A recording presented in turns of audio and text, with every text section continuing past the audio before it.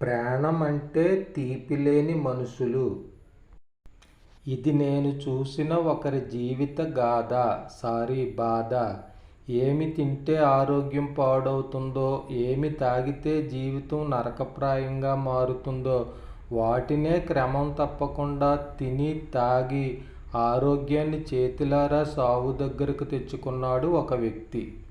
డాక్టర్లు అన్ని పరీక్షలు చేసి చివరకు అసలు విషయం తేల్చేశారు. నీకు క్యాన్సర్ వచ్చింది, అతి త్వరలోనే చనిపోబోతున్నావు.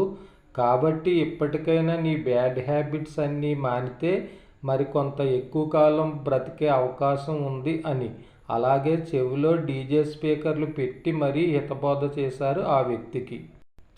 ఇక్కడ విచిత్రం ఏమిటంటే ఆ వ్యక్తి చావుని ప్రేమిస్తున్నాడో లేక ఎలాగా చనిపోతానని డాక్టర్లు తేల్చేశారు కాబట్టి అదేదో అసలు కంటే కాస్త తొందరగానే చనిపోతే పుణ్యం అనుకున్నాడో ఏమో తెలియదు కానీ చావు స్థితిలో ఉండి కూడా తను తొందరగా చావటానికి కారణమైన ఆ బ్యాడ్ హ్యాబిట్స్ని మాత్రం మానకుండా అనారోగ్యంతో ఒక పక్క మూలుగుతూ బాధపడుతూ కూడా వాటినే ఇప్పటికీ కంటిన్యూ చేస్తున్నాడు.